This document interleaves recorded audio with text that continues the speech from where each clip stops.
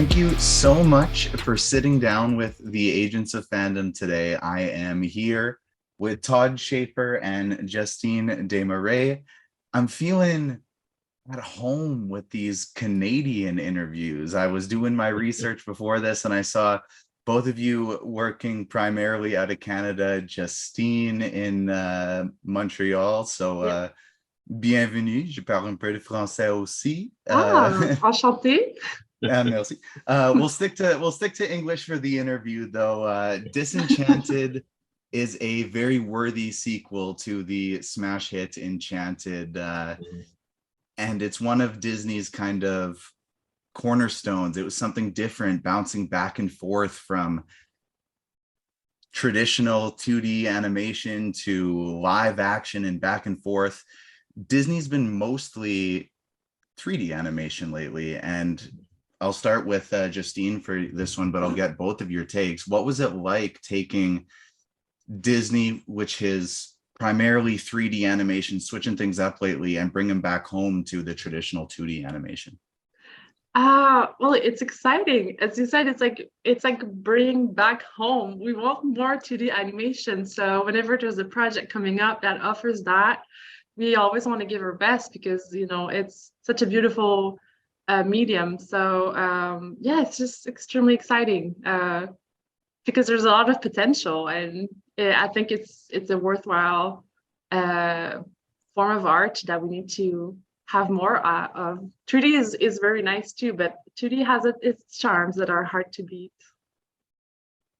I agree. Todd, how about you? Yeah, I mean, Disney set the bar, and we were always looking back to the old Disney animation for inspiration and for guidance and for instruction, and they set the bar, and even to this day that bar is set, even though it's like, I don't know how many decades old it is, 50, 60 years old, some maybe more. But yeah, I mean, we love the sensibility that Disney brings, and we want to see more of it. We love 2D. Most of us in the studio we have 2D backgrounds, and our main passion is 2D, even though we do some 3D. And when we do 3D, we try to apply all the things we love about 2D to 3D. So I mean, we're sort of in a new renaissance of animation, it seems, and just in the past 5 years. So we're excited to ride this wave and hope it lasts. Speaking of the past 5 years, Todd, you've had a real wild ride of hits coming out with working on Space Jam, New Legacy, and of course the Bob's Burgers movie, and now Disenchanted.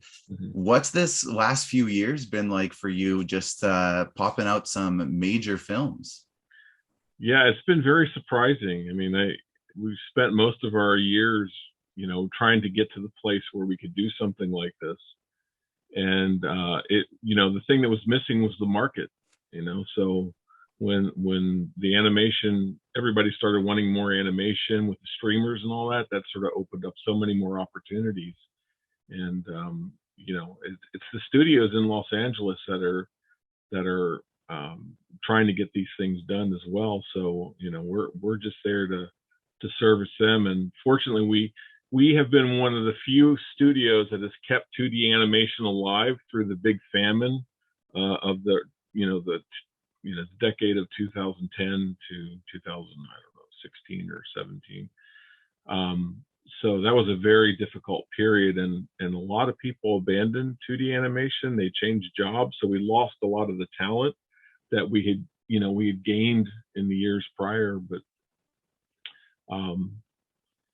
now it's coming back, and so we're retraining a new generation of animators, and it's really exciting to see students coming out of some of the CEGEPs and universities that are just so gung-ho for this art form, and we just want to, you know, tap into what they're doing and encourage them and train them up to do this, to work in this art form. So we're hoping it continues. And speaking of the talent that is still there, Disenchanted is such an incredible film. Justine, I'll throw this one to you first. What was it? Was it more challenging or easier having to draw these characters that are kind of directly inspired by real people's faces and real people's bodies, and then having the inspiration from some of the original Enchanted, but also having to create these brand new characters that are getting animated for the first time in the sequel? Yeah, I think it's definitely more challenging because when you do character design, good design is always inspired by living, breathing people. Like you might not have the equivalent of, let's say, Elsa in the real world, but when you design her, you have to, take inspiration from, all sorts of people, or like any characters, you have to go through that.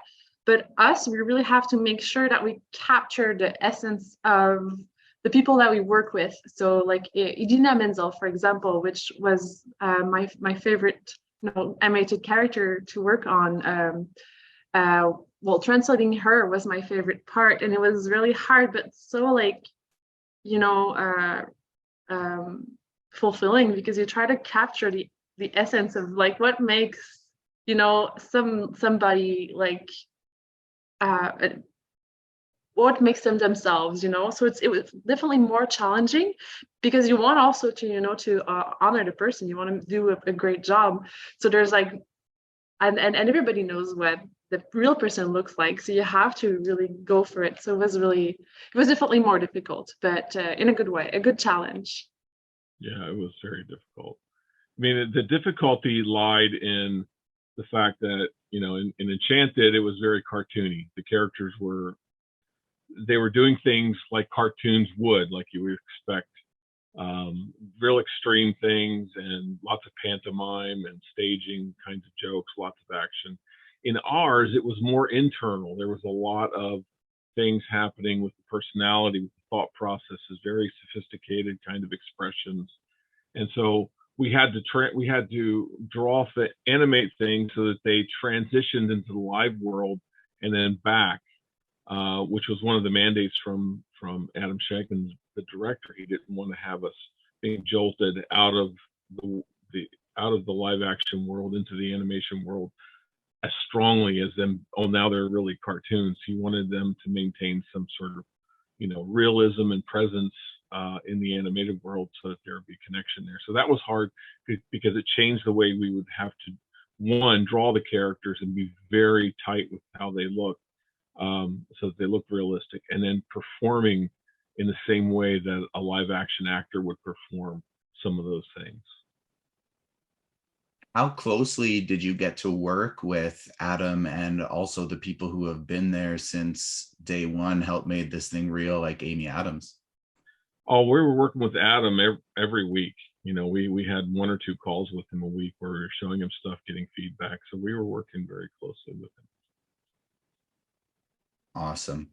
So I want to just take a minute to promote Canadian 2D animation. You brought up, Todd, about how there was the famine, the tough years from like 2010 to 2017, and now things probably really started earlier than them. I've got my dates mixed up. I don't remember, but yes, there was a famine then. Yes.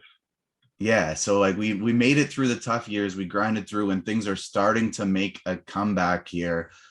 What is it about 2D animation that is so special, that is so grounded, and why does it deserve this comeback that it's getting right now? We recently just got the Mickey Story of a Mouse documentary that detailed all of the beginning of Mickey Mouse and Disney's animation, taking it through all the way through where it is today. And I personally love that we're getting back to our roots a little bit here. Justine, I'll start with you. What makes 2D animation so special? And the two of you and your group here in Canada, talk to me about some of the great work you're doing. Well, 2D animation is based on drawing, and drawing is, for me, like one of the most direct ways to communicate whatever you might have in your imagination. Even when you look at 3D animation, it all starts up with concept art, with character design, with all sorts of work that is 2D based. So for me, like, the translation of that directly to 2D animation makes sense, and it's just anything you can dream of, you can conjure up, and it's also like it's a complicated process, but not that much. You know, if you can draw it, you can animate it. So it could be the limitless potential just has it's just extremely exciting to me. And yeah, it's just like language, the natural way to you know, share dreams with others, and that's why for me it's so special. Yeah. I just find it to be a very, I mean, we all love to be entertainers, right? All animators are entertainers. And we entertain with a very simple art form. And I think that simplicity is appealing and it's engaging. And I think we connect to it, you know, maybe that's why kids gravitate to it, because it's so simple and clear and easy to understand. And it's fun, you know, you can interject fun in it just with the art that you're producing. So I think, you know, in all of us, you know, even though a lot of us are older and we love animation, and we love to watch it, but our culture has sort of made it for kids. But you know, we're trying to elevate things so that there's a bigger audience, you know, for animation, because it is really an art form for all ages. It's not just for kids. And you know, the potential of it, I don't think it's been tapped yet. You know, I think there's so much else we can do that we haven't even begun to think about. And hopefully in this next generation, we'll be able to do that. What I love about 2D animation is it's comfort food for me. It brings me back to the days of Saturday morning cartoons when life was nice and easy. There's not a care in the world other than making sure you wake up early enough to get your bowl of cereal poured to take down to the TV and watch your Saturday morning cartoons. Yeah.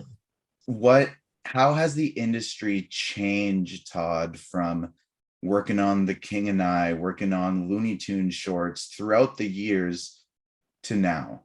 And what is some of that potential that you hope to be able to bring to the animation industry over the next few years? It's, in some ways, it never changes. There's always that magical love for being able to create something that you're drawing and bring it to life. That there's magic in that. I think that's why we all get into animation, because we can bring our drawings and our characters to life. But you know, the industry itself has changed with the distribution, with the studios and how they function, and then, you know, with the streaming service. So we're having to navigate new waters in terms of the industry itself. But that also opens up new opportunities. And fortunately, we were at the right place at the right time. Todd, thank you so much for taking the time to sit down with the Agents of Fandom. Justine, merci beaucoup pour ta temps aujourd'hui. So hard to switch back and forth. But this you'll be able to find this up on agentsoffandom.com, as well as the Agents of Fandom YouTube page. Those listening, make sure to follow, like, hit that little notification bell. Disenchanted is now streaming on Disney Plus. Make sure to check it out, and make sure, for those who are in the movie making industry, let's hire some Canadian animation teams, because we have talent, and we're ready to change the world of animation. So thank you so much for sitting down with me today, and that'll do it for this week. We'll see you next time.